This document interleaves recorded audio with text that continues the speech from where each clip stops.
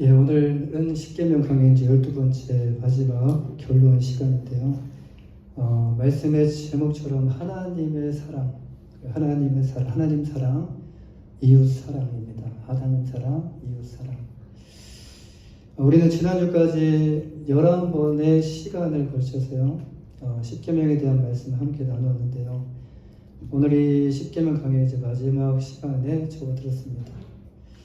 이 시간을 통해서 십계명에 담기는 의미가 무엇인지, 그리고 십계명을 우리에게 왜 주셨는지, 또한 이제 우리는 어떤 삶을 살아가야 되는지에 대해서 다시 한번 정리하고, 또 이제 우리는 삶 속에서 또 어떻게 또 이 말씀을 적용해야 하는지에 대해서 우리가 함께 나누고 이제 십계명 강의를 마치고자 합니다. 하나님께서 우리에게 주신 십계명 여러분 다 기억하고 계십니까? 예, 첫 번째 계명, 두 번째 계명 너무 길지만 짧게 첫 번째 계명부터 열 번째 계명이 첫 글자를 기억하시면 쉽게 기억할 수가 있습니다. 외울 수가 있습니다. 첫 번째 이제 1계명부터 4계명까지가 하나님을 위한 계명이죠. 하나님을 향한 계명. 여기서 이제 하우망안입니다. 하우망안. 하나님 외에 다른 신을 두지 말라. 첫 번째가 하우망안. 예, 하우망안. 예, 중국말 같습니다. 하우망안. 예. 두 번째 이제 파트가 이제 이웃을 위한 계명이에요. 부살간도 못함. 예, 참 희한하죠. 부살간도 못함. 하우망한 부살간도 못함. 이렇게 외우시면 돼요. 하우망한 부살간도 못함. 예. 첫 번째 계명 하입니다. 하나님 외에 다른 신을 두지 말라. 두 번째 우상을 만들지 말라. 망령되이 하나님의 이름을 망령되이 일컫지 말라. 안식일을 거룩히 지키라. 부모를 공경하라. 살인하지 말라. 간음하지 말라. 도덕질하지 말라. 거짓 증언하지 말라. 마지막 내 이웃을 탐내지 말라. 이렇게 10가지 계명이었습니다. 이 10가지 계명, 이 계명들은 여러분들에게 어떤 느낌으로 다가오십니까? 이 10가지 계명, 이 계명들은 우리에게 있어서 솔직히 적은 계명이 아닙니다. 그리고 솔직히 이 계명은 가벼운 계명이 아닙니다. 왜냐하면 이 중에 한 가지를 지키면서 우리가 평생을 사는 것도 정말 어렵기 때문에 그래요. 지킬 수가 없어요. 한 가지 계명만 주더라도 그것을 우리가 하나님 나라에 가는 그날까지 한 번이라도 안 지키고 놓치고 지키지 않고 살아가는 것이 불가능하다라는 말씀이에요. 그런데 한 가지도 못 지키는데, 한 가지도 지킬 수가 없는데 이렇게 10가지 계명을 우리에게 주십니다. 10가지 계명.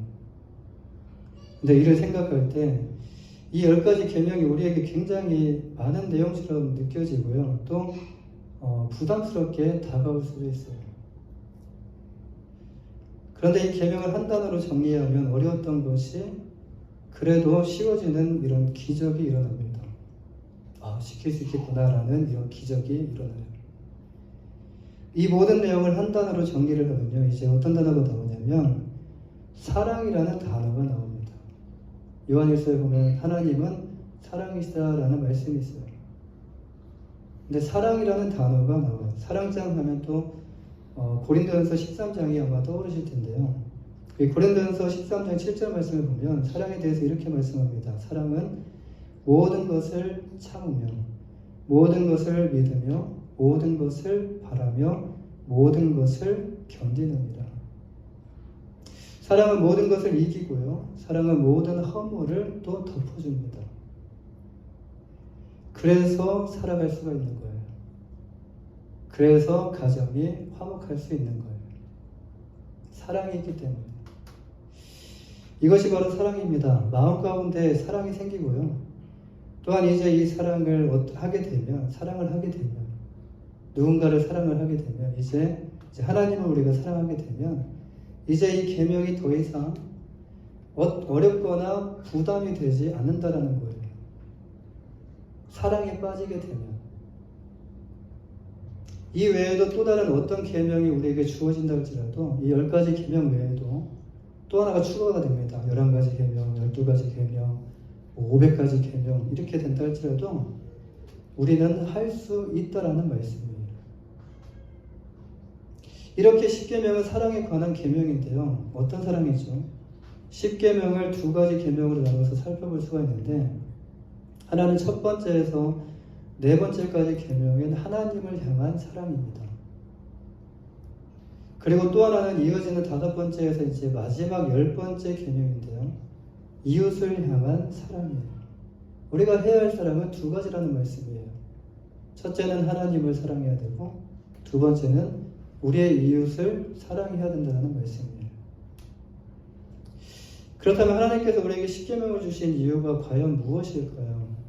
첫째로 이것이 하나님의 나라의 법이 무엇인지, 하나님의 나라의 법이 무엇인지를 알게 하기 위해서 우리에게 이 법을 주셨어요. 둘째로 이것이 하나님 나라 백성들이 따르고 지켜야 하는 법이다. 그러니까 아는 거에서 그치는 것이 아니라 이제 이것이 하나님 나라의 백성들이 따르고 지켜야 하는 법이다라는 것을 알게 하기 위함이었어요. 우리가 미국에 왔을 때는 미국 법을 따르잖아요. 한국에 가서도 한국에 가면 또 한국 법을 따르듯이 우리가 하나님의 자녀라면 하나님 나라의 법을 알고 하나님 나라의 법 또한 따라가야 된다라는 말씀이에요. 다시 말해서 이것을 정리하면요. 첫째는 아는 것에 관한 내용이에요. 아는 것. 그리고 둘째는 행하는 것, 실천하는 것에 관한 내용이에요. 이 계명을 주신 이유가 2가지입니다. 첫째는 알고, 두 번째는 이것을 아는 거에서 그치는 게 아니라 실천하는 것. 이 둘을 합치면요, 이제 그리스도인의 삶이 나는 그리스도인인데 이제 그리스도인의 삶이 무엇인지에 대한 답이 나오게 됩니다. 그리스도인의 삶이란 알고 행하는 것이 그리스도인의 삶이다라는 거예요. 우리가 학교에서 많은 여러 가지들을 이렇게 배우잖아요. 학교에서 배운다고 해서 다 끝난 것이 아니더라고요. 또 직장을 잡고 직장에 가서도 또 처음에 뭘 해야 되는지를 또 옆에 누군가를 통해 사수를 통해서 가르침을 받고 배우고 그걸 또 행하더라고요. 그리스도인들도 마찬가지입니다. 그리스도인이 됐다고 해서 우리가 그냥 살아가는 것이 아니에요. 그리스도인이 되었다면 이제 그리스도인이 무엇인지, 하나님의 나라의 법이 무엇인지 그것을 알고 또 그것을 또 이제 더 나아가서 행하는 삶을 살아가야 된다는 말씀입니다. 마태복음 7장 21절에서 주님은 이렇게 말씀하셔요. 나더러 주여 주여 하는 자마다 다 천국에 들어갈 것이 아니요 다만 하늘에 계신 내 아버지의 뜻대로 행하는 자라야 들어가리라. 참 이상하죠. 뜻대로 행하는 자라야 천국에 들어간다라고 말씀하신 것이 그러면 행위 구원이 아닙니까? 라고 말씀하실 수도 있어요. 근데 이것은 행위가 전제가 된 것이 아니라 행위보다 먼저 무엇이 전제가 되냐? 믿음이 전제가 되는 거예요. 믿는다면 믿음에서 끝나는 것이 아니라 믿는다면 행함까지 실천적으로 그것이 이어진다는 말씀입니다. 하나님께서 주신 십계명이 바로 우리를 향한 하나님의 뜻입니다. 하나님의 뜻을 행하는 자. 그러면 하나님의 뜻이 무엇이죠? 하나님의 뜻은 하나님의 계명이에요. 하나님께서 주신 십계명이 하나님의 뜻이에요. 하나님 아버지의 뜻을 알고 그 뜻을 이 세상 속에서 행하는 자가 천국에 들어갈 수 있다라는 말씀입니다. 믿음에서 끝나는 것이 알면서 끝나는 것이 아니라 이제는 실천하며 우리가 살아가야 된다는 말씀이죠. 십계명을 통해서 우리는 무엇을 느낄 수 있죠? 십계명 안에서 우리가 느낄 수 있는 것이 있는데 이 안에서는요, 우리가 얼마나 큰 죄인인가라는 것을 느낄 수 있어요. 또 이 안에서 느낄 수 있는 것은 그 죄인인가라는 거에서 여기서 마치는 것이 아니라 얼마나 큰 하나님의 은혜를 받고 있는지, 또한 우리가 얼마나 큰 하나님의 사랑을 받고 있는지를 느낄 수 있도록 해줍니다. 그런데 우리가 이 법을 지킬 수 있습니까? 지킬 수 없다라는 것을 우리는 잘 알고 있어요. 그렇다면 하나님은 이것을 모르고 우리가 지키지도 못할 이 법을 주신 것일까요? 하나님이 지키지도 못할 이 법을 우리에게 주신 것일까요? 아닙니다. 하나님은 우리의 연약함을 이미 알고 계셔요. 그러나 이 법을 우리에게 주셨습니다. 우리는 이런 하나님을 이렇게 우리에게 고통을 주시는 너무하신 하나님이라고 이렇게 생각할 수 있습니다. 근데 하나님은 너무하신 분이 아니에요. 하나님은 이것을 모르시는 분이 아니에요. 우리의 사정, 우리의 상황, 우리의 환경, 우리의 몸의 연약함, 하나님이 모르시는 것이 아니에요. 그런데 하나님께서 우리에게 이 법을 주신 이유는 이것이 바로 하나님의 공의이기 때문에 그래요. 우리가 하나님께서 공의로우신 분이 아니라면, 하나님께서 공의롭게 판단하지 않으신다면 하나님을 누가 믿고 따라갈 수 있겠습니까? 하나님이 날마다 마음을 바꾸셔요. 오늘 바꾸시고 내일 바꾸시고. 그렇다면 하나님을 따라갈 자가 누가 있겠냐라는 말씀이에요. 우리가 하나님께서 이렇게 공의로우신 분이 아니라면 하나님을 믿고 따라갈 수 있는 사람은 없습니다. 하나님은 신실하시고요. 하나님은 진실하시고 하나님은 정직하시고 하나님은 선하신 분이십니다. 여기서 우리는 하나님의 의를 볼 수 있습니다. 하나님의 의가 무엇인지를 이 안에서 우리가 볼 수 있다는 거예요. 모든 것에 순서가 있듯이 하나님 안에도 우리를 향한 하나님의 뜻이, 하나님의 그 공의가 첫 번째 순서라는 말씀입니다. 하나님은 우리에게 십계명을 주시면서 여기서 끝내지 않으셨어요. 감사하게도. 만약 율법으로 마침표를 찍으셨다면 여러분 우리는요 정말 답이 없는 상태에 남게 돼요. 구약에서 하나님께서 이렇게 이스라엘 백성들에게 율법을 주시고 이제 무엇을 주셨죠? 율법만 주신 것이 아니라 제사라는 이런 제도를 허락해 주셨어요. 제사는 무엇이죠? 제사는 오늘날 말하면 예배를 말하는데 오늘날 우리가 드려지는 예배와 구약의 제사는 좀 다릅니다. 구약에서 이스라엘 백성들이 제사를 통하여 하나님께 날마다 용서함을 받게 했습니다. 죄를 지었을 때 날마다 그 죄를 해결하기 위해서 제사를 드렸다는 거예요. 지금 이 예배의 자리는요, 제사의 자리와 마찬가지로 동일하지만 지금 이 예배의 자리는 이미 예수 그리스도의 십자가를 통해서 용서함을 받은 자리예요. 은혜의 자리고 축복의 자리고 하나님께 감사하며 영광 올려드리는 자리예요. 무슨 말씀입니까? 우리 모두는요 연약하기 때문에 십계명을 지킬 수 없다라는 말씀의 의미예요.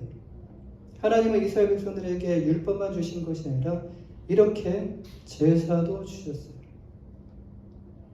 이 안에서 우리는 이스라엘 백성들을 향한 하나님의 무엇을 발견할 수 있냐면 하나님의 공의와 하나님의 사랑을 발견할 수 있다는 거예요. 하나님께서 이스라엘 백성들에게 제사 제도를 주셨는데 이 제사는 완전하지가 않습니다. 완성적인 것이 아니에요. 이 제사는 부분적인 것이고요. 이 제사는 불완전한 것이에요. 불완전한 것을 완성하시기 위해서 하나님께서는 자신의 독생자 예수 그리스도를 준비하셨고 그리고 신약에서 이 땅에 자신의 독생자 예수 그리스도를 보내셨어요. 마태복음 5장 17절 이후의 말씀을 보면 이 세 번역으로 보면요 주님께서 이렇게 말씀하셨습니다. 내가 율법이나 예언자들의 말을 폐하러 온 줄로 생각하지 말라. 폐하러 온 것이 아니라 완성하러 왔다라고 말씀하셔요. 구약의 율법이나 선지자들의 말씀이 무엇입니까? 하나님의 말씀이지만 이거는 예수님이 오기 전까지는 완성되지 않은 말씀이라는 거예요. 그렇다면 예수 그리스도께서 이 땅에 오셔서 무엇을 하셨죠? 마태복음 5장 17절 말씀과 같이 주님은요, 율법과 선지자들의 이 말씀을 폐하러 오신 것이 아니라 완성하시기 위해 오셨다라는 겁니다. 완성하시기 위해 오셨어요. 이 율법과 선지자들의 말씀을 완성하시기 위해 주님께서 이 땅에 오셨는데요. 예수 그리스도가 하나님께서 우리에게 주신 은혜와 사랑이라는 말씀입니다.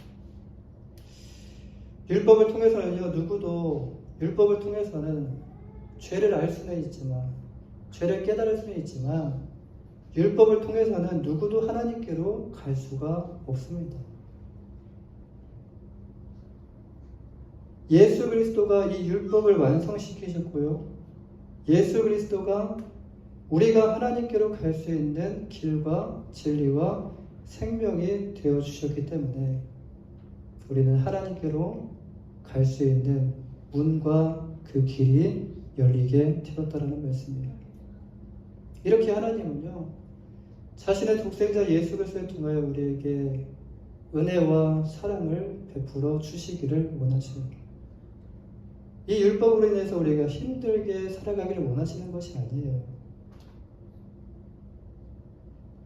마태복음 22장 34절 40절 말씀을 보면요, 이 두 계명이 온 율법과 선지자의 강령이니다라고 주님은 말씀하십니다.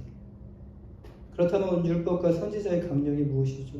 주님은 온 율법과 선지자의 강령이라고 말씀하시기 전에 어떤 말씀으로 이렇게 먼저 말씀하시냐면 두 계명에 대해서 말씀하셔요.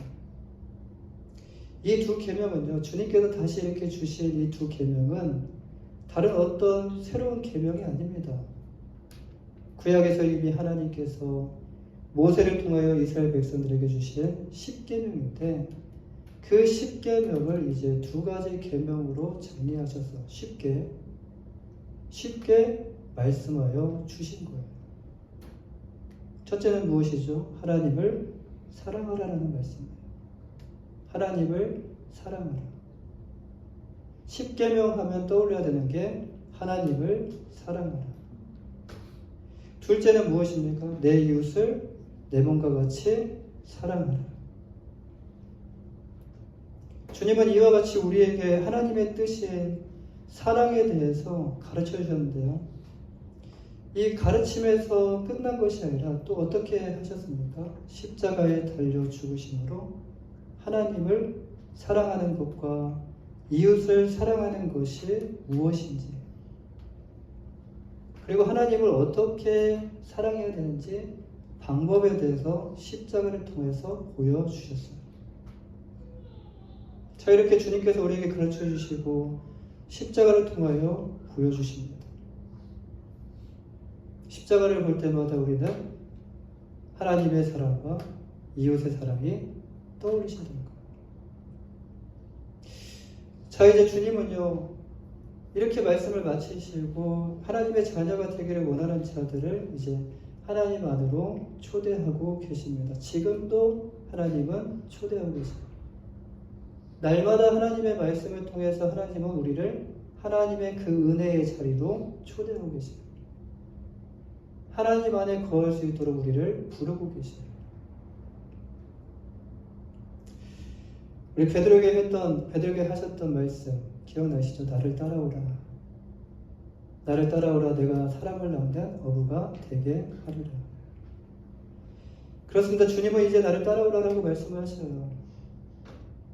무엇을 위하여 따라오라고 하십니까? 사람을 낳는 어부가 되기 위해서 따라오라라고 말씀하시는 거예요. 사람을 낳는 어부가 되게 하신다는 것은 무엇을 의미하죠? 하나님은 우리를 예수 그리스도를 통하여 하나님을 사랑하는 삶, 이웃을 사랑하는 삶을 살게 하시는데, 이제 우리 모두를 그 십자가의 사랑을 통하여 생명을 살리는, 사랑을 통해서 생명을 살리는 이 거룩한 사역에 우리를 초대하고 계신다라는 말씀입니다. 우리가 그럴 만한 존재입니까? 우리가 이 생명을 살리는 사역에 초대받을 만한 그런 우리가 존재인가? 그런데 하나님은 우리를 그 자리에 초대하고 계신다는 거예요. 거룩한 자리. 지금 거룩한 식탁의 자리에, 은혜의 자리에 하나님께서 초대를 하셔서 우리는 매주마다 이렇게 은혜의 자리, 베푸시는 은혜의 자리 가운데 나가서 하나님을 예배하고 있어요. 내가 과연 정말 그럴 만한 존재인가? 그런데 하나님은 모든 자존심을 다 내려놓으시고 우리를 지금도 계속 부르시고 함께 예배하기를 원하시고 함께 하나님 안에서 교제하기를 원하시고 또 함께 더 나아가서 거룩한 생명의 사역을 하기를 원하신다는 거예요.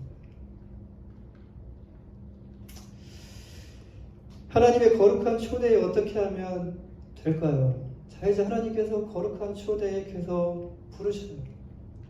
이제 어떻게 하면 되죠? 절대로 복잡하지 않습니다. 1 더하기 1보다 쉬워요. 예. 우리는 하나님을 믿고 하나님의 초대에 응하기만 하면 돼요.